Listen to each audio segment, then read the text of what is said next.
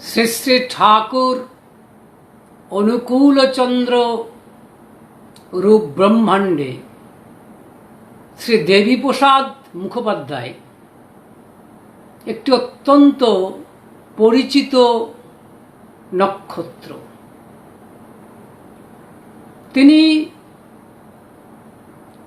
7ই September সন্ধ্যা 7:23 দেহ ছেড়ে অনুকূল গেহে স্থান লাভ করেছেন।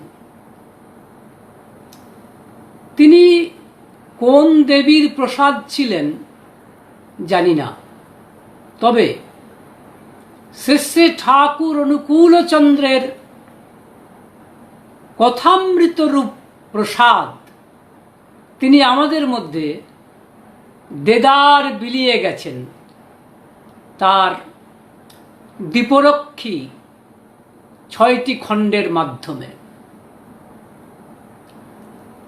তো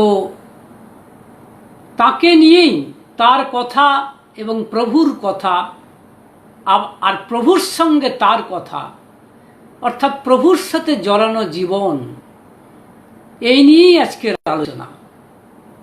সৎসঙ্গী মাত্রেরই, শুধু সৎসঙ্গী কেন, যে কোনো ভাগবত পিপাসু মানুষের এই দেবীপ্রসাদ মুখার্জির কথা শোনা এবং প্রভুর কথা শোনা একান্তই দরকার। সেই কারণেই আজকের এই আলোচনা তাকেই স্মরণ মনন করার উদ্দেশ্যে। ওম নমো অনুকূলচন্দ্রায়,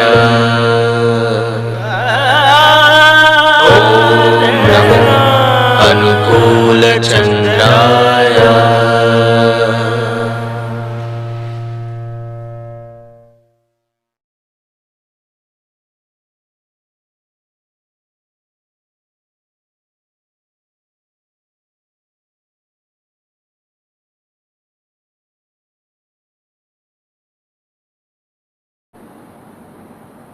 জয় গুরু। দেবীপ্রসাদ মুখার্জি, যাকে আমরা দেবিদা নামে চিনি সৎসঙ্গী মাত্রেই, মনে হয় দেবিদা মানেই দীপরক্ষীর এক নাম। দেবিদা মানেই শ্রী শ্রী ঠাকুর অনুকূলচন্দ্র কথামৃতের এক নাম। দেবিদা মানেই প্রভুর আদরের দেবুর এক নাম। দেবিদা মানেই এক হারা গৌরবর্ণের ঝকঝকে চির তরুণের নাম। দেবিদা মানেই অনেক সুপ্ত ধনের নাম। দেবিদা মানেই এক বিনীত জিজ্ঞাসুর নাম। দেবিদা মানেই পিতৃপুরুষ থেকে আগত শুভ সংস্কারযুক্ত বীজ ধারার এক নাম। দেবিদা মানেই অপূর্ব লেখনীর এক নাম। তো দেখুন, আমি যে কথাগুলি বললাম, যে প্রথমেই বললাম দেবিদা মানেই দীপরক্ষীর এক নাম। আপনারা জানেন প্রভুর সাথে তিনি তার কাছেই ছিলেন। প্রভুর বহু নিঃশ্বাস প্রশ্বাস দেবিদার গায়ে লেগেছে। তো দেবিদা তার চরণতলে বসে প্রভুর মুখনিসৃত কথাগুলিকে লিপিবদ্ধ করেছেন, যা দীপরক্ষী গ্রন্থে 6টি খণ্ডে প্রকাশিত হয়েছে।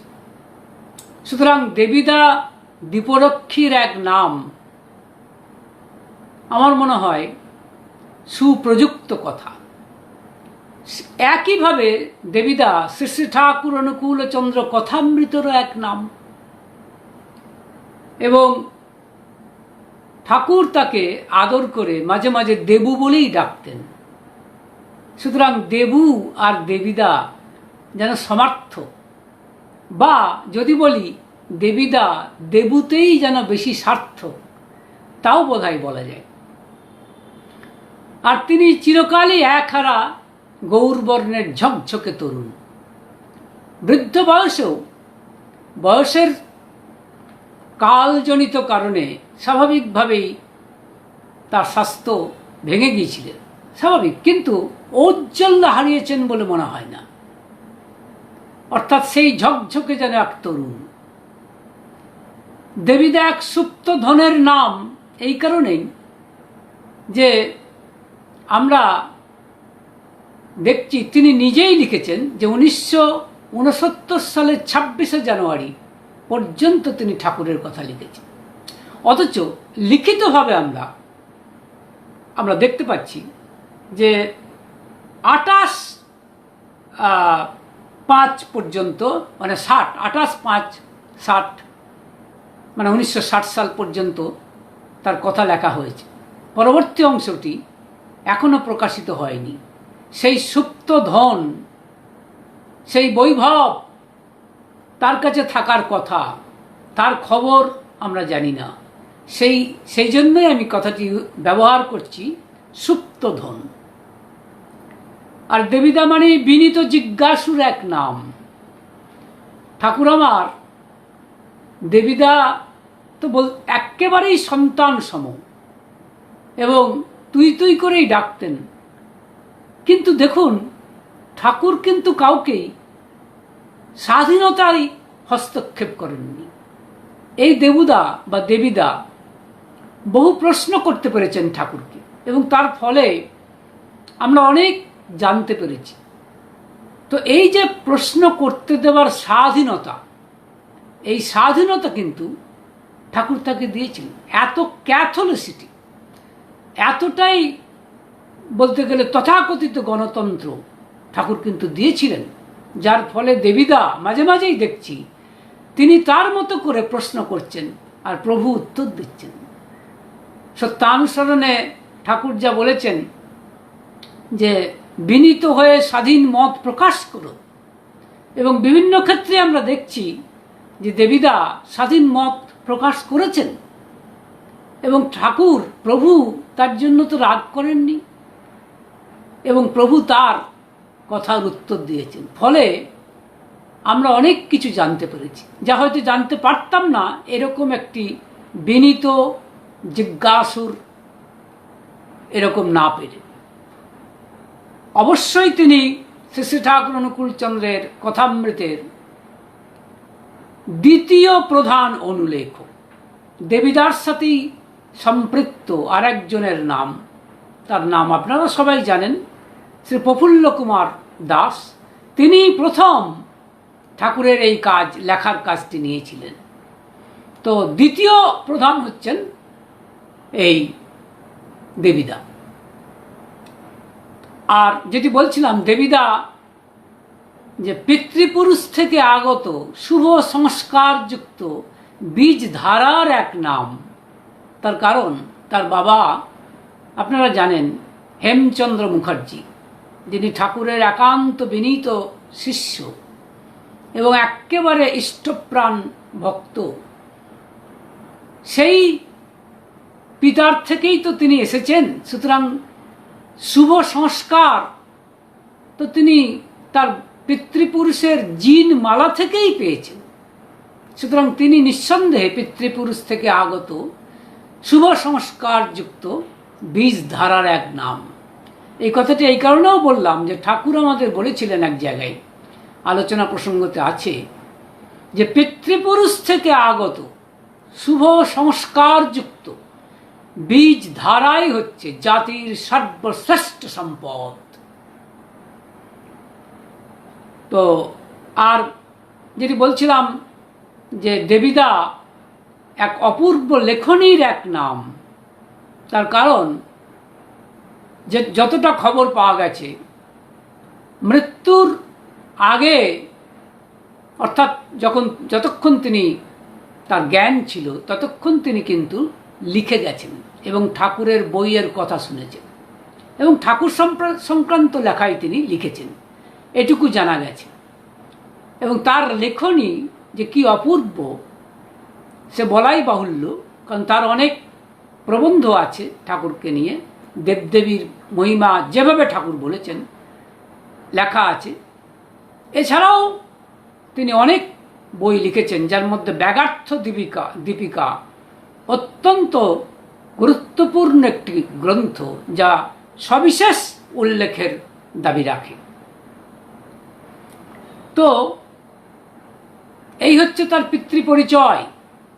স্বাভাবিকভাবেই সেই মানুষ যে ঠাকুরের বিনীত শিষ্য হবে এটাই ধরে নেওয়া যায়, এবং তাই হয়েছিলেন তিনি। কিন্তু প্রথম পরিচয় ঠাকুরের সাথে, পরিচয় বলবো না, দর্শন, প্রথম দর্শন ঠাকুরের সাথে তার সেপ্টেম্বর মাসে 1948 সালে। স্বাভাবিকভাবেই বুঝতে পারছেন যে সেটি দেওঘরে 1948 সালে সেপ্টেম্বর মাসে আমাদের প্রথম গিয়েছিলেন দেবীদা ঠাকুরকে দর্শন করতে। আর ওই সময় তিনি অনেক প্রবীণ ভক্তদেরকে দেখেছেন এবং ঠাকুরকেও দেখেছেন, এবং ঠাকুরের সামনে উপবিষ্ট ঋষি প্রতিম প্রফুল্ল দাসদাকেও তিনি দেখেছেন, এবং এই দৃশ্য তার ভারী ভালো লেগেছে। তো পরবর্তী ক্ষেত্রে আমরা দেখছি যখন তিনি গিয়েছিলেন প্রথম দর্শনে, তখন তিনি বিএ দ্বিতীয় বর্ষের ছাত্র ছিলেন। তো 1948 থেকে 1952 সাল পর্যন্ত তিনি মাঝে মাঝে এই দেওঘর গেছেন, এবং সেই সময় তো তিনি দেখতেন, মানে ঘুরে ঘুরে যেটি তার সব থেকে মনে ধরেছিল সেটি হচ্ছে এই যে তিনি দেখছেন প্রফুল্লদার কাজটি তার ভারী ভালো লেগেছে। কেননা তিনি দেখছেন প্রফুল্লদা ঠাকুরের সান্নিধ্যে বসে আছেন, ঠাকুরের মুখের দিকে তাকিয়ে, যেমন চাতক পাখি তাকিয়ে থাকে আকাশের দিকে, কখন বৃষ্টি পড়বে, কখন শ্রী শ্রী ঠাকুর অনুকূল চন্দ্রের মুখ নিঃসৃত কথামৃত বেরিয়ে আসবে, আর সেটি লেখার জন্য প্রফুল্লদা একেবারে লেখনী নিয়ে ব্যস্ত আছেন এবং ব্যগ্র। এই দৃশ্যটি দেবীদার খুব ভালো লেগেছিল, এবং তিনি এও দেখেছেন যে এই কাজ কিন্তু সহজ কাজ নয়। প্রফুল্লদার স্নানাহারের কোনো সময় থাকতো না, ধরাবাঁধা সময় থাকতো না, কারণ ঠাকুরের সঙ্গে যেহেতু যুক্ত তিনি, এবং ঠাকুর কখন কি বলবেন সেটা সবসময় লিখে নেবেন যেন কোনো অংশই বাদ না যায়। স্বাভাবিকভাবে প্রফুল্লদার কাজ কোনো ধরাবাঁধা সময়ের কাজ ছিল না, তার বিশ্রামের পর্যাপ্ত অবসরও ছিল না। আর আশ্চর্য এটি আমরা লক্ষ্য করে দেখছি যে দেবীদার অত্যন্ত মনের মতো কাজ বলে মনে হয়েছিল, এবং তিনি কিন্তু মানে দেখতেন মাঝে মাঝেই প্রফুল্লদার পাশে বসে যে ঠাকুর কি চমৎকারভাবে বিভিন্ন শব্দের ধাতুগত অর্থের মানে বুঝে, অর্থাৎ ধাতুগত অর্থের ভিতর দিয়ে শব্দের মৌলিক যে অর্থ তাতে পৌঁছাচ্ছেন। এবং আপনারা জানেন ঠাকুরের এটি একটি স্বকীয় বৈশিষ্ট্য, তিনি মাঝে মাঝেই বিভিন্ন শব্দের ধাতুগত অর্থ জিজ্ঞাসা করতেন, এবং সেইখান থেকে সেই শব্দের সত্যিকারের অর্থ ব্যঞ্জনা তিনি বলতেন। এটি তার একটি স্বকীয় বৈশিষ্ট্য, এবং সেই জিনিসটি অর্থাৎ এই যে শব্দের মানে করার এই অপূর্ব কৌশল, এটি আমাদের দেবীদার খুব মনের মতো মনে হয়েছিল, খুব ভালো লেগেছিল, হৃদয়কে স্পর্শ করেছিল। এবং তার ইচ্ছা হয়েছিল যে তিনি যদি এরকম ঠাকুরের কাছে সান্নিধ্যে থেকে যদি ঠাকুরের এই কথাগুলিকে ওই প্রফুল্লদার মতো লেখনীতে লিখে লিপিবদ্ধ করে আপামর জনসাধারণের মধ্যে বিতরণ করতে পারেন, তাহলে বোধহয় জীবন সার্থক হয়। সম্ভবত এই গোপন ভালোবাসার কথা, দেবীদার এই গোপন ভালো লাগার কথা, ভালোবাসার কথা, ইচ্ছার কথা, বা সোজা কথায় তার নীরব আহ্বান, প্রভু শুনেছিলেন, বিশ্বপিতা শুনেছিলেন। তাই আমরা দেখছি যে 1952 সালের 6 আগস্ট আমরা দেখছি যে তিনি এসেছেন ঠাকুরের কাছে। ওই সময় তিনি এমএ পরীক্ষা, স্নাতকোত্তর পরীক্ষা দেওয়ার, মানে পরীক্ষা নয়, ভর্তি হওয়ার জন্য তিনি প্রস্তুতি নিচ্ছেন। তো ঠাকুর তাকে বললেন যে এমএ পাস করতে তো এখনও 2 বছর, কিন্তু এই 2 বছরে তুমি অনেক এগিয়ে যেতে পারো। আমার অনেক কাজ করার আছে, এখন থেকে লেগে যাও। ধন্য দেবিদা যে তিনি কিন্তু তার এই কেরিয়ার, অর্থাৎ জীবনের কেরিয়ারকে উপেক্ষা করে প্রভুর কথা শুনেছিলেন বলেই হয়তো আমরা ঠাকুরের অনেক কথা জানতে পেরেছি। এবং আমরা দেখছি যে তিনি ঠাকুরের আহ্বানে সাড়া দিয়ে তিনি কিন্তু ওই 1952 সালের 6 আগস্ট থেকেই আশ্রমে এলেন এবং লেগে পড়লেন। তখন ঠাকুর বললেন যে তুই এক কাজ কর, তপবনের শিক্ষক হ। দেওঘরের তপবনে তিনি শিক্ষক হিসেবে যোগ দিলেন। তো আমরা লক্ষ্য করে দেখছি যে 9 মাস শিক্ষকতা করার পর ঠাকুর তাকে ডেকে নিলেন, ডেকে নিয়ে বললেন আর ওখানে নয়, এইখানে আমার কাছে চলে আয়। স্বাভাবিকভাবেই তপবন বিদ্যালয়ের যারা কর্তৃপক্ষ, মাস্টারমশাই এবং অন্যান্যরা, তারা বললেন এইভাবে শিক্ষক নিয়ে নিলে শিক্ষকের অভাব হবে, তাহলে স্কুল কি করে চালানো যাবে। তার উত্তরে ঠাকুর বলেছিলেন যে আমার বহুদিন ধরেই ইচ্ছা ছিল যে আমি ওকে প্রফুল্লর অ্যাসিস্ট্যান্ট করি, মাস্টার তোমরা জোগাড় করে নাও। ঠাকুর এটি বলেছিলেন। তো স্বাভাবিকভাবে সেই তখন থেকেই তিনি চলে এলেন ঠাকুরের কাছে, এবং সেই দিনটি ছিল 1953 সালের 1 মে। এই 1 মে তিনি এলেন, এবং তার কথা অনুযায়ী যে তিনি 1969 সালের 26শে জানুয়ারি পর্যন্ত, অর্থাৎ ঠাকুরের শেষ নিঃশ্বাস পর্যন্ত তিনি তার কথা লিখে গেছেন। এটি তিনি বলেছেন, শুধু বলা নয়, লিখিত রেকর্ড রয়েছে। রেকর্ডটি রয়েছে সৎসঙ্গ পাবলিশিং হাউস থেকে প্রকাশিত দীপরক্ষীর প্রথম খণ্ডেই এটি লিখিত আছে, অর্থাৎ ইট ইজ ডকুমেন্টেড। এবং তিনি একেবারে মানে কোনো রকম ছেদ না দিয়ে লিখে গেছেন। এবং আমরা লক্ষ্য করে দেখছি যে তার লেখনী, অর্থাৎ ঠাকুরের কথামৃত, আমরা লক্ষ্য করে দেখছি যে 1953 সালের 7ই সেপ্টেম্বর থেকে শুরু। অর্থাৎ সোজা কথায় দীপরক্ষী প্রথম খণ্ড যদি আপনারা দেখেন, সেটা শুরু হচ্ছে 1953 সালের 7ই সেপ্টেম্বর। আমি জানি না সেপ্টেম্বর মাসটার সাথে তার জন্য কিছু যোগ রয়েছে। তার মৃত্যুটাও কিন্তু দেখুন সেপ্টেম্বর মাসে, এবং এই 7ই সেপ্টেম্বর, এটাও সমাপতন কিনা বলতে পারি না, কিন্তু এটা আমরা দেখছি। তো 1953 সালের 7ই সেপ্টেম্বর থেকে আমরা দেখছি যে 1960 সালের 28শে মে পর্যন্ত ঠাকুরের সাথে, মানে ঠাকুরের যে কথামৃত, তা দীপরক্ষীর 6টি খণ্ডে প্রকাশিত হয়েছে, এটা আমরা দেখতে পাচ্ছি।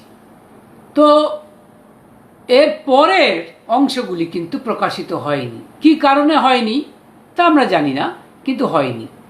এই দীপরক্ষী 6 খণ্ড পর্যন্ত আমরা তার কথা পাচ্ছি। এবং তিনি ওই প্রথম দিন যখন ঠাকুরের কাছে এসে বসেছেন, তখনই ঠাকুর বললেন, ভারী চমৎকার একটি কথা ঠাকুর বলেছিলেন যে কাল থেকে তুই প্রফুল্লর কাছে খাতা নিয়ে বসবি, লেখা শিখবি, যা কয় শুনবি। প্রফুল্ল যদি মারে, বকে, তাহলে যেন মন খারাপ করিস না, লেগে থাকবি।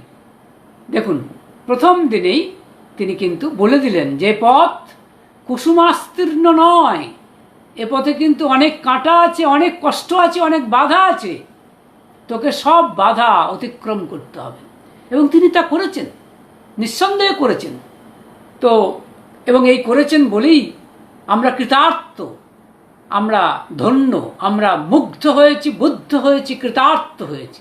তার কারণ এর জন্যই বেরিয়ে এসেছে এর ফসল দীপরক্ষী, যা পড়ে আমরা প্রত্যেকটি সৎসঙ্গে শুধু নয়, সমস্ত ভাগবত পিপাসু মানুষ আমরা কিন্তু সমৃদ্ধ হচ্ছি, ঋদ্ধ হচ্ছি এবং ঠাকুরকে যেন সঙ্গে পাচ্ছি। তাই আমার মনে হয় যে দেবীদা যেন আমাদের কাছে ঠাকুরকে সঙ্গে পাওয়ার আর এক নাম। তো এবং সেদিনেই কিছুদিন পরেই ঠাকুর মনোহর মিস্ত্রিকে ডেকে বললেন যে দুটো চৌকি তৈরি কর, একটা দেবীর জন্য মানে দেবুর জন্য, দেবীর জন্য, আর একটা রেবতী মানে রেবতী মোহন বিশ্বাসের জন্য, তিনিও অনুলেখক ছিলেন। তো সেই চৌকিতেই কিন্তু এই দেবী দ্বারা বিশ্রাম বলুন, বিশ্রাম মানে সব কিছু তারা করতেন। তো আমরা কিন্তু দেখছি যে ঠাকুরকে যখন দেবীদা পেলেন, বলা যায় ঠাকুরের একেবারে জীবন সায়ান্ন সময়, তখন ঠাকুর বেশিরভাগ দিনই সুস্থ থাকতেন না, নানাবিধ মানে অসুখে, নানাবিধ অসুবিধায় তিনি জর্জরিত ছিলেন। এবং সেই রকম একটি মানুষের কাছে থাকতে সাধারণভাবে কোনো যুবকের, তরুণের হয়তো ততটা ভালো নাও লাগতে পারে, কিন্তু দেবীদার তা হয়নি। শুধু তাই নয়, দেবীদার কিন্তু ওই ব্যাধিগ্রস্ত ঠাকুরকে মানে ভেদ করে তার জ্যোতির দিকে তাকিয়ে তিনি কিন্তু তাকে এই কথাই বলেছেন, রস বৈষহ, অর্থাৎ তিনি হচ্ছেন রসস্বরূপ, তিনি হচ্ছেন আনন্দ স্বরূপ। যে আনন্দ আমরা উপভোগ করি, কারণ আমাদের স্বরূপও কিন্তু হচ্ছে সচ্চিদানন্দময়, আমরাও তো আনন্দেরই খোঁজ করি। আর দেখুন, এই দীপরক্ষী পড়ে আমরা তো আনন্দে ভেসে যাই। এই আনন্দকে, নির্মল আনন্দকে যে আমরা বোধ করতে পারি, এই নির্মল আনন্দকে আমরা এই দীপরক্ষীর মাধ্যমে এমনভাবে যেন আমরা উপভোগ করি, যেন ঠাকুর আমার সামনেই বসে আছেন। এ কত বড় সৌভাগ্যের কথা বলুন তো, এ কত বড় আমাদের কাছে কি বিরাট এক আনন্দের বার্তা, এটা বলে বোঝানো যায় না। তো যাই হোক, আমরা লক্ষ্য করে দেখছি যে দীপরক্ষী নাম কেন দিয়েছিলেন ঠাকুর। এর অর্থ করেছিলেন, ঠাকুর বলেছিলেন যে জীবন দ্বীপকে যা রক্ষা করবে, এটাই হচ্ছে দীপরক্ষী, জীবন দ্বীপকে যা রক্ষা করবে। আমাদের জীবন দ্বীপকে রক্ষা করছে দীপরক্ষী। আলোচনা প্রসঙ্গ তো নিঃসন্দেহে এক নাম্বার, কোনো সন্দেহ নেই, প্রফুল্লদার লেখা। দয়াল আমার প্রফুল্লদা এই আমাদের দেবীদাকে দিয়ে আমাদেরকে তার অভাবকে, তার সান্নিধ্যের অভাবকে এমনভাবে পূরণ করে দিয়েছেন যে এটা নিঃসন্দেহে ঠাকুরই করেছেন, কিন্তু তবু প্রফুল্লদা বা দেবীদা এরা উপলক্ষ তো বটে। সেই জন্য এই উপলক্ষ যারা, তাদের চরণে প্রণাম জানানোটা আমার মনে হয় অত্যন্ত সামান্য বলেই মনে হয়। তার কারণ তারা আমাদেরকে এক মহান সুযোগ দিয়েছেন যে ঠাকুরের সঙ্গ করার, ঠাকুরের সান্নিধ্য লাভ করার। শুধু তাই নয়, জীবন চলনার ক্ষেত্রে যদি আমাদের কোনো ভুল হয়ে থাকে, সেই ভুল সংশোধন করে নেবার সুযোগও আমরা পাই যদি আলোচনা প্রসঙ্গে পাঠ করি, দীপরক্ষী পাঠ করি। এবং দীপরক্ষী পাঠ করলে আমাদের জীবন দ্বীপকে নেভাবার জন্য যেসব অন্তরায়গুলো আসে, যেসব বাধাগুলো আসে, নানা ধরনের বাধা, যেমন নানা ধরনের বৃত্তি প্রবৃত্তি, নানা ধরনের ইনডিসিশন, সেগুলো কিন্তু কেটে যায়। তাই ঠাকুর যে বলেছেন যে দীপরক্ষী নাম এই কারণেই দেওয়া হয়েছে যে জীবন দ্বীপকে সে রক্ষা করে, তা সর্বতভাবে সত্য বলেই মনে হয়। তো আমরা দেখছি যে দেবীদার সময়তে বিভিন্ন বহু মনীষী, বহু মানুষ ঠাকুরের কাছে এসেছিলেন যাদের সান্নিধ্যও কিন্তু দেবীদা পেয়েছিলেন, এবং যাদের সাক্ষাৎকার পাওয়া এমনিতে সহজ নয়, কিন্তু ঠাকুর সন্নিধানে থাকার কারণে দেবীদা এইসব বিদগ্ধ মানুষদের সন্নিধানে এসেছেন। তাদের সংখ্যা বলা যেতে পারে সংখ্যাতীত, তবু দুই একজনের নাম এই প্রসঙ্গে মনে পড়ছে। যেমন ধরুন কয়েকজনের নাম, যেমন জন মাইকেল বিদেশের, সুহিব বসু মল্লিক, তিনি তখনকার দিনে এমএলএ ছিলেন, বলদেব সহায়, তিনি বিহারের অ্যাডভোকেট জেনারেল ছিলেন, বলিহারের রাজাবাবু মানে স্বয়ং রাজা, তারপরে সাহিত্যিক হিসেবে নৃপেন্দ্র কৃষ্ণ চট্টোপাধ্যায়, এবং শিশু সাহিত্যিক হিসেবে স্বপন বুড়ো নামে যিনি খ্যাত, অর্থাৎ অখিল নিয়োগী, তিনি, এছাড়াও বিনোদানন্দন ঝা, যিনি পরবর্তী ক্ষেত্রে বিহারের মুখ্যমন্ত্রীও হয়েছিলেন, তাছাড়া নিহার মুন্সি, আই স্পেশালিস্ট, হাউজার ম্যান্ডার মা, এই কতকগুলি নাম করলাম। এছাড়াও মানে বলতে গেলে প্রচুর মানুষের, বিদগ্ধ মানুষের সাক্ষাৎ এবং তাদের কথাবার্তা এবং তাদের প্রশ্ন বা জিজ্ঞাসার উত্তরে ঠাকুরের উত্তর, সেগুলি তিনি আমাদেরকে লিপিবদ্ধ করে দিয়েছেন, এবং আমরাও তার মাধ্যমে এই সমস্ত ব্যক্তিত্বগণের সাথে পরিচিত হওয়ার সুযোগ পেয়েছি, এটুকু কিন্তু বলাই যায়। এবং আমরা তারপরে দেখছি যে প্রফুল্ল আমাদের ইয়ের মাধ্যমে কি বলে, আমাদের দেবীদার মাধ্যমে, ওই বললাম জিজ্ঞাসু ভক্ত যেহেতু তিনি কিন্তু অনেক কথা ঠাকুরকে জিজ্ঞাসা করেছেন। যেরকম অনেক কথা, তার মধ্যে দু একটি কথা আমাদের এই মুহূর্তে মনে পড়ছে। এই যেমন ধরুন আমরা দেখছি যে একদিন দেবীদা বলছেন দেওঘরের, যে আপনি এই যে আমরা বলছেন মনুসংহিতাতে আছে যে বড় গাছ দেখলে তাকে ডাইনে রেখে চলতে হয়। তো আমি দেখি ঠাকুর যে আপনি এই উঠোনের পাশে যে সজনে গাছ আছে, আপনি যাবার সময়, এখান থেকে যাবার সময় সজনে গাছটাকে আমি দেখেছি যে আপনি ডাইনে রেখে চলেন, আর যখন ফিরে আসেন তখনও দেখেছি আপনি এই সজনে গাছটাকে ডাইনে রেখে ফিরে আসেন। তো ঠাকুর আমাদের তখন হেসে বলছেন, তাই নাকি? আমি তো জানি না, তবে আমার যা মনে হয়, বা পরমপিতা হয়তো করিয়ে নেন, ঠাকুর বলছেন। তারপরে বললেন যে মনুসংহিতা সম্পর্কে একটি কথা বললেন ঠাকুর, যে মনুসংহিতার সব বিধানের মধ্যে সবটার লক্ষ্য হচ্ছে প্রজেনী। ঠাকুর ইংরেজি বলতেন, আপনারা জানেন, প্রজেনী মানে সন্তান এবং বংশধারা, প্রজেনী যাতে নষ্ট না হয়, অর্থাৎ মানে এইটি কিন্তু মনুসংহিতার ঠাকুরের কাছে সবটার মধ্যে এইটাই সব থেকে প্রধান বলে মনে হয়েছে। সেই কারণে মনুসংহিতার তাৎপর্য কিন্তু আমরা এই ঠাকুরের শ্রীমুখ থেকে জানতে পারলাম, যে মনুসংহিতার যাবতীয় যে ধারা, যাবতীয় যে নিয়মাবলী, যাবতীয় যে যা কিছু সবটার মধ্যে প্রধান লক্ষ্য হচ্ছে যে প্রজেনী, অর্থাৎ সন্তান এবং বীজ ধারা, অর্থাৎ বংশধারা যাতে কোনোভাবে নষ্ট না পায়, অর্থাৎ প্রতিলোম বিবাহ যেন কোনো ক্রমেই না হয়। আপনাদের আগেই বলেছি যে ঠাকুর বলেছেন যে পিতৃপুরুষ থেকে আগত শুভ সংস্কারযুক্ত বীজ ধারাই হচ্ছে জাতির সর্বশ্রেষ্ঠ সম্পদ। আমার কিন্তু রাজনীতিবিদদের, সমাজবিদদের, তথাকথিত বিদ্বজনদের বারবার বলতে ইচ্ছা করে, আপনারা কোনোদিনই দেশের দশের সত্যিকারের সমস্যার সমাধান করতে পারবেন না যতক্ষণ না এই জাতির সর্বশ্রেষ্ঠ সম্পত্তির কথা মাথায় না রাখবেন। অর্থাৎ সোজা কথায় সত্যিকারের ভালো প্রজেনী সৃষ্টি করতে না পারবেন, ভালো সন্তান সৃষ্টি করতে না পারবেন। ঠাকুর আমার ভারী মানে কনসার্ন, অর্থাৎ অত্যন্ত তিনি বারবার করে আমাদের বলেছিলেন এই বীজ ধারাকে অতি সন্তর্পণে আগলে রাখতে হয়।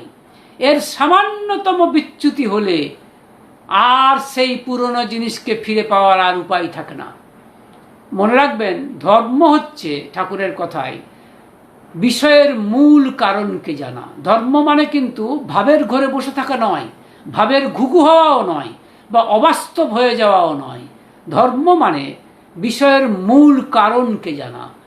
আর সব সমস্যার সমাধানের প্রথম সমাধান হচ্ছে যে ভালো মানুষ তৈরি করা, প্রজেনি অর্থাৎ সন্তান এবং বংশধারা, এইটিকে ঠিক রাখা। মনুসংহিতা কিন্তু তারই একটি আকর গ্রন্থ। ঠাকুর এইটিকে যেহেতু সর্বশ্রেষ্ঠ গুরুত্ব দিয়েছেন, এবং ঠাকুরের দ্বারাই আমরা বুঝতে পারলাম মনুসংহিতার আসল তত্ত্বটি। যদিও মনুসংহিতা থেকে আমরা অতটা বুঝি না, ঠাকুর যুগোপযোগী করে মনুসংহিতাটি আমাদেরকে এত সুন্দরভাবে দিয়েছেন, এবং সেটিকে রক্ষা করার দায় এবং দায়িত্ব সৎসঙ্গ হিসেবে আমাদের উপর বর্তাই বই কি। তো যাই হোক, তা এটা কিন্তু আমরা এই কি বলে এই জিজ্ঞাসু দেবীদার প্রশ্নের উত্তরে এগুলো আমরা জানতে পেরেছি। এছাড়াও আমরা জানতে পারছি যে দেবীদার কীরকম পর্যবেক্ষণ শক্তি ছিল। তিনি কবি, ভিতরে কবি না হলে কিন্তু পর্যবেক্ষণ শক্তি থাকার কথা নয়। সত্যিকারের সাহিত্যিকের একটা মস্ত বড় গুণ হচ্ছে যে পর্যবেক্ষণ শক্তি, অবজারভেশন পাওয়ার। তিনি একদিনের ঘটনা বলা হচ্ছে, সেই ঘটনাটা, এই টাইমটা হচ্ছে, ডেটটা হচ্ছে আপনার 1959 সালের 22শে মার্চ।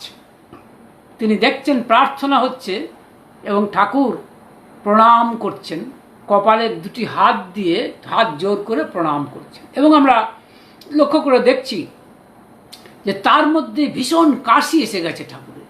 কাশতে কাশতে ঠাকুর একেবারে লাল হয়ে যাচ্ছেন মুখটা, এবং বারবার তার দুই হাত আমাদের তিনি যে কপালে এইভাবে ঠেকিয়ে আছেন, বারবার হাতটা এরকম হয়ে যাচ্ছে, কিন্তু বারবার তিনি আবার সস্তানে আবার সেই দুটিকে, হাত দুটিকে আবার সেই জায়গায় নিয়ে আসছেন। কি নিষ্ঠা! আমাদের বলছেন, দেবীদা বলছেন, কি নিষ্ঠা, কি তার তার উদ্দেশ্য সাধন করার জন্য কি চরম নিষ্ঠা তার। অর্থাৎ সামান্য সময়ের জন্য যেন তার এই বিচ্যুতি না ঘটে। এতটাই কাশছেন যে সেই কাশি দেখে, এবং কাশতে কাশতে তিনি প্রায় এমনই হয়ে গেছেন, চোখ মুখ থেকে শুরু করে একদম লাল হয়ে গেছে। ইনফ্যাক্ট বলতেই যাচ্ছিলেন দেবীদা যে ঠাকুর একটু থামুন না, একটু কাশিটা ঝেড়ে ফেলুন, তারপরে না হয় প্রণাম করবেন। কিন্তু বলতে পারেননি, কিন্তু চুপ করে দেখছেন। কিন্তু ঠাকুর বারবার তার কর দুটিকে ওই কপালের ওই সোজা কথায় আজ্ঞা চক্রে তিনি স্থাপন করছেন। তো প্রার্থনা যে করেই হোক যখন শেষ হয়ে গেল, তারপরে ওই কাশতে কাশতে ঠাকুরের মুখ দিয়ে একদম লালা বেরিয়ে গেছে, এবং সেই লালা জামাতেও লেগে গেছে। ঠাকুর তারপরে জল দিয়ে মুখ চোখ ধুলেন, এবং ওই জামাটাও তিনি খুলে ফেললেন। তারপরে কিন্তু একটি নতুন বস্ত্র দেওয়া হলো, সেই বস্ত্র তিনি পরলেন। পরবর্তী ক্ষেত্রে তিনি জিজ্ঞাসা করেছিলেন, আমাদের দেবীদা জিজ্ঞাসা করেছিলেন যে, তো ঠাকুর আপনি এইভাবে কাশছিলেন, তো ওই কাশিটা ঝেড়ে ফেলে তারপরে প্রণাম করলেই পারতেন। তার উত্তরে ঠাকুর বললেন, আমি একটা বিগিন করেছি। বিগিন আরম্ভ, আপনারা জানেন। বলছেন আমি একটা বিগিন করেছি, সেটা ভেঙে যাবে, সেটা কি করে আমি করতে পারি? তা আমি করতে পারি না। তারপরে বলছেন যত কাশিই হোক তার মধ্যে আমি প্রেয়ার করে নেবই ঠিক। দেখুন, এই হচ্ছে নিষ্ঠা। এটিও কিন্তু ঠাকুর আমাদের এই দেবীদার মাধ্যমে এটি জানতে পারলাম। আসলে ঠাকুর এটিতে বার্তা দিতে চেয়েছেন। যা কিছু ঠাকুর করেছেন, মনে রাখবেন, সবই কিন্তু আমাদেরকে শিক্ষা দেওয়ার জন্য। সব কিছুর মধ্যে আমাদের শেখার আছে। অর্থাৎ ঠাকুর এই ঘটনাটির মাধ্যমে এবং দেবীদার সাথে এই কথোপকথনের মাধ্যমে তিনি এই বার্তাই দিতে চাইলেন যে যখন তুমি প্রেয়ার করবে, যখন তুমি প্রার্থনা করবে, তখন তোমার শারীরিক অসুস্থতা বা শারীরিক অক্ষমতা যদি থেকেও থাকে, তোমার মনের জোরে চেষ্টা করো যে প্রেয়ার যদি একবার শুরু করে থাকো সেটা শেষ করো। মাঝপথে রণে ভঙ্গ দিও না। অর্থাৎ স্বাভাবিক যে ঈশ্বরের পথে যাওয়ার তো যাওয়াটা তো খুব সহজ নয়, অনুশীলন সাপেক্ষ। যে জন্য ঠাকুর আমাদের বারবার বলেছেন সন্ধ্যা ও প্রার্থনা হইতে বিরত হইও না। এটার মানে হয়তো আপনারা অনেকেই জানেন না। সন্ধ্যা কথাটার মানে হচ্ছে সন্ধিক্ষণ, মানে জাংশনাল টাইম। মনে রাখবেন আমাদের 4টে এরকম সন্ধ্যা আছে।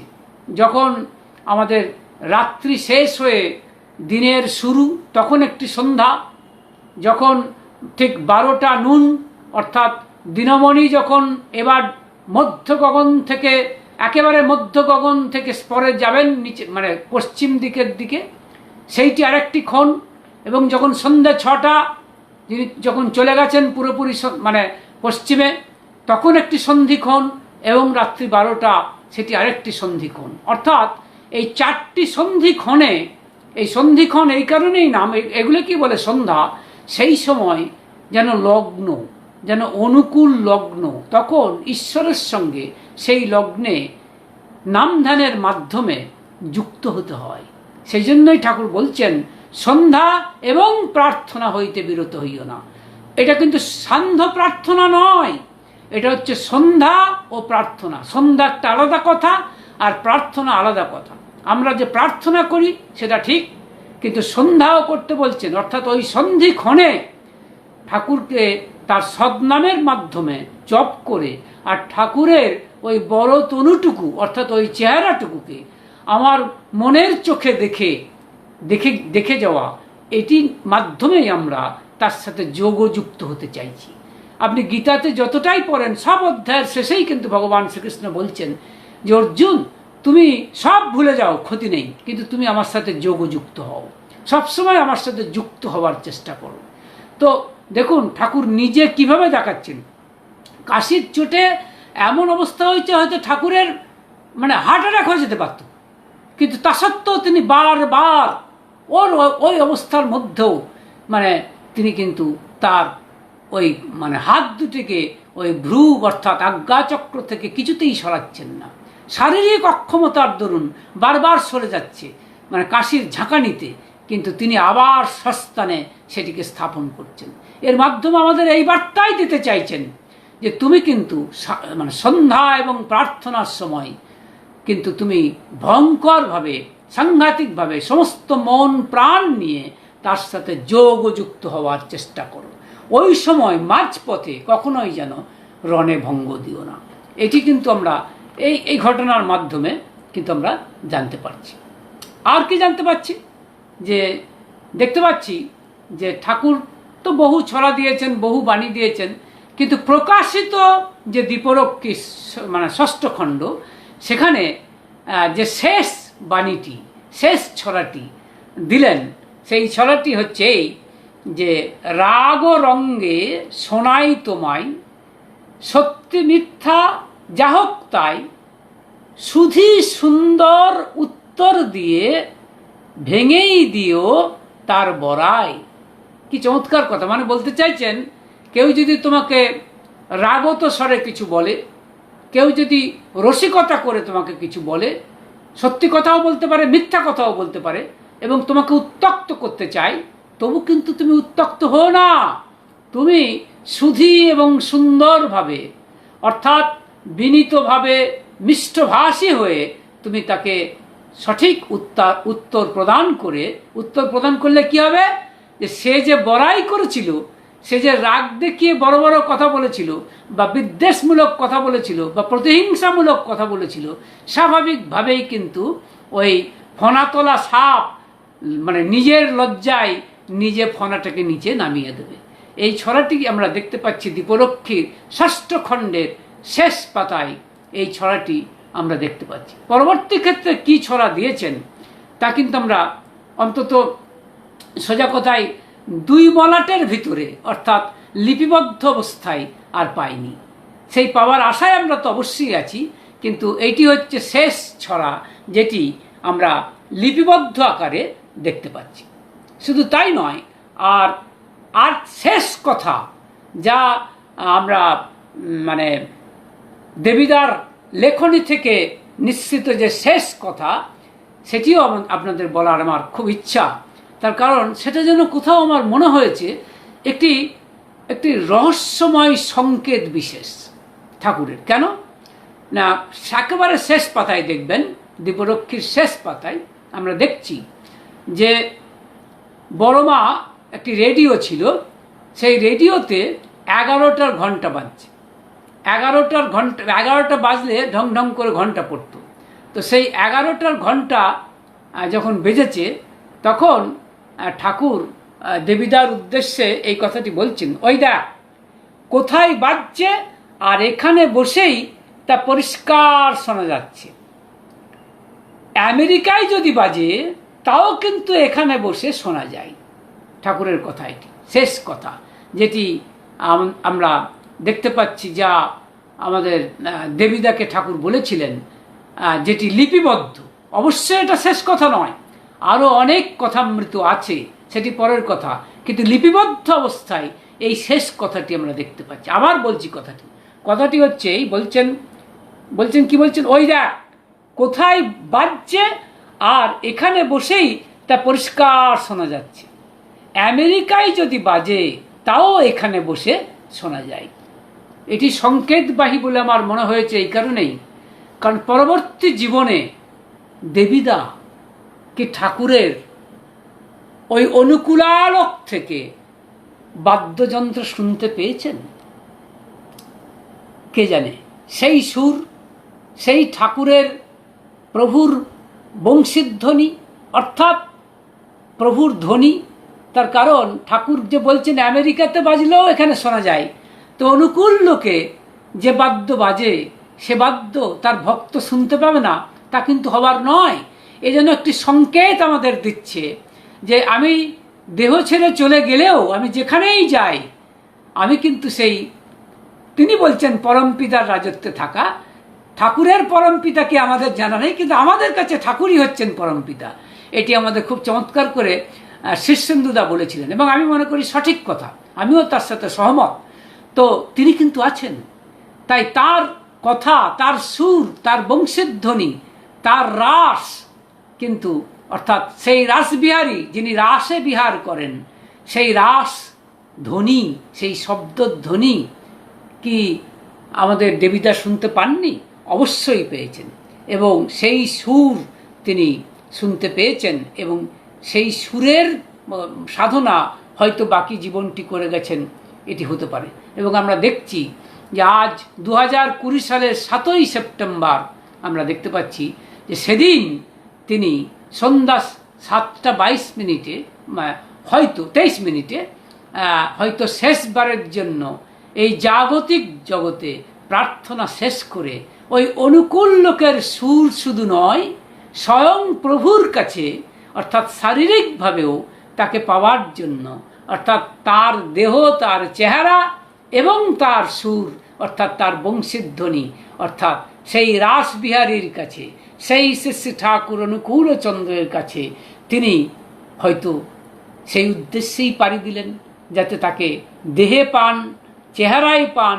তার কাছে গিয়ে তিনি দেখছেন ওই ঠাকুর সর্ব অঙ্গ দুলে দুলে দুলে হাসছেন, এবং হয়তো দেবীদাকে বলছিলেন, হ্যাঁ কখন আসলি, হয়তো, আর দেবীদা বলছেন, আজ্ঞে এই এলাম আপনার কাছে, যখন আপনি আমাকে নিলেন, বা এই জাতীয় কিছু হয়তো বলছেন। নিঃসন্দেহ এ বিষয়ে অন্তত আমার কোনো সন্দেহ নেই। আমার কথা প্রায় শেষ, কিন্তু উপসংহার পর্বে একটি ব্যক্তিগত কথা আমি আপনাদেরকে বলতে চাই, যেটি হচ্ছে আমি প্রথম দিকে মানে ঠাকুরের দীক্ষা নেওয়ার পরে প্রথম দিকে ওই ঠাকুরের বই টইগুলি পড়ে মানে সামান্য জেনেই কিন্তু ঠাকুর সম্পর্কে আলোচনা বিভিন্ন জায়গায় করতে শুরু করেছিলাম।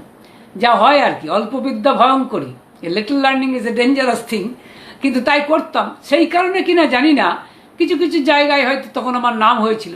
তো একবার বীণাপাণি মুখার্জি মা বলে একজন, তিনি কিন্তু ঠাকুরের অত্যন্ত ভক্ত মানুষ, এবং তাকে নিয়ে কিন্তু আমাদের এই দেবীদা দীপরক্ষীতে লিখেছেন। কারণ তিনি ওই বর্ধমানের একটি জ্যোৎস্যগ্রাম বলে মশাগ্রাম, ওই জায়গায় তিনি প্রধান শিক্ষিকা ছিলেন। তাকে তিনি একবার ঠাকুরকে মানে গান শুনিয়েছিলেন, যে সেন্নন্তু বিশ্বে অমিতস্য পুত্রা, এই গানটি তিনি গেয়ে শুনিয়েছিলেন এবং এটি দেবীদা ওই বইতে লিখেছিলেন। তো সেই বিনাপানি মায়ের ঘরে একদা একটি সৎসঙ্গ অনুষ্ঠিত হয়, সেখানে আমি আরেকজনের মাধ্যমে আমন্ত্রিত ছিলাম। তো কারণ বিনাপানি মা আমার কথা হয়তো শুনেছেন, আমার নাম শুনেছেন, কিন্তু আমাকে কখনো দেখেননি। তো যাই হোক, তা আমি যখন গিয়ে পৌঁছালাম বিনাপানি মায়ের ঘরে দোতলায়, তখন দরজাটা খুলে আমি ভেবেছি হয়তো আরও অনেকেই আসবেন। আমি বিনাপানি মাকে ওই প্রথম দেখছি, দরজাটা খুলে দাঁড়িয়েছি আর দেখি বিনাপানি মা এসেছেন। একটি মা, তখন জানতাম না, একটি মা এসে একবার স্তম্ভিতভাবে অনেকক্ষণ ধরে আমার দিকে তাকিয়ে আছে। আমি তো অবাক যে এই ঘরে কেউ, আমি কি ভুল করে চলে এলাম নাকি? কিন্তু ভুল তো নয়, আমি তো দূরে দেখতে পাচ্ছি ঠাকুরের ফটো রয়েছে, আর বিনাপানি মা বলে একজনের বাড়িতে আসারই কথা, কিন্তু দীর্ঘক্ষণ ধরে তিনি এইভাবে স্তব্ধ হয়ে একেবারে নিশ্চুপ হয়ে বসে থাকাতে আমার কীরকম একটা মানে যাকে বলে অস্বস্তি হচ্ছিল। তাই শেষে আমি বলে উঠলাম, জয়গুরু। তখন মাটি হয়তো সম্বিত ফিরে এলো, তিনি বলে উঠলেন, জয়গুরু। তারপরে তিনি আমাকে বললেন, আগে আপনাকে তো ঠিক। আমি তখন আমার পরিচয় দিলাম যে আমার এই নাম। বলো, হ্যাঁ হ্যাঁ, আপনার নাম শুনেছি, আপনাকে তো আমি আসতে বলেছিলাম। কিন্তু আমি বললাম, কেন, আমাকে বোধহয় প্রথম দেখলেন তো সেই জন্য বোধহয় চিনতে পারেননি নাকি? তা বলছে, না না, তা নয়। কি আমার কি মনে হলো জানেন নাকি, যেন সেই বয়সের দেবীদা এসে দাঁড়িয়েছেন, একেবারে একরকম আপনার মতোই। এই কথা বিনাপানি মা বলেছিলেন। জানি না দেবীদার চেহারার সাথে আমার আদৌ কোনো মিল আছে কিনা আমি জানি না, বরং আমি দেখলাম দেবীদার শেষ বয়সের ছবি, একেবারে জরাজীর্ণ কঙ্কালসার ছবি, চেহারা হয়ে দাঁড়িয়েছে। আমার চেহারাও এখন সেরকমই কঙ্কালসার, জরাজীর্ণ, জানি না। তো যাই হোক, কিন্তু তখন খারাপ ছিলাম না, তো খারাপ মানে আমার মতো করে, কিন্তু এই বিনাপানি মা আমার মধ্যে এই দেবীদাকে দেখেছিলেন এবং সেই কথা তিনি বারবার বলতেন যতবার পরবর্তী ক্ষেত্রে দেখা হতো। তা আমার মনে একটি আনন্দ হয়েছিল, সেই আনন্দের ধারাটি আজও বিদ্যমান, যে আমি তার কোনোদিন দেবীদা হতে পারবো না, কিন্তু কোনো একজন ভক্ত যে দেবীদা হিসেবে আমাকে কিছুক্ষণের জন্য ভেবেছিলেন, এও তো সৌভাগ্য হিসেবে আমার কমতি নয়। তাই এই সৌভাগ্যে কিন্তু আমার গর্ব হয়।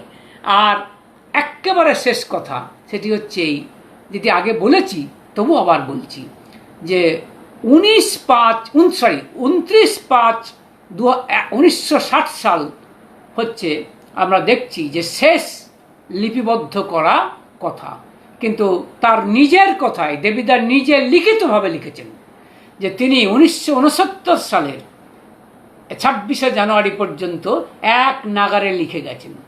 তো এই যে 29/5/1960 থেকে এই 26/1/1969 সালের এই যে সুদীর্ঘ সময়ের কথামৃত, সেই সুপ্ত ধন বলে যাকে আমি উল্লেখ করেছি, তা আজ কোথায় জানি না।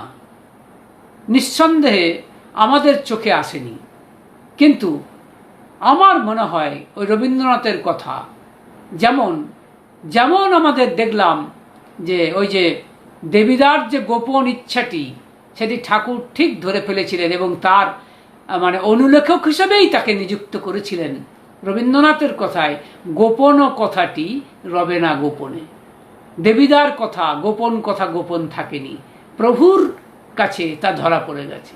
তাই এই গোপন কথা, যা এই সময়কার কথা, 1960 থেকে 1969 সালে সুদীর্ঘ 9 বছরের কথা, সেই কথা গোপন থাকবে বলে আমার মনে হয় না। যদি সেটা প্রকাশিত হওয়ার বস্তু হয়, তবে তা প্রকাশ করবেন প্রভু স্বয়ং, এই আমার মনে হয়। ভালো থাকবেন। জয় গুরু।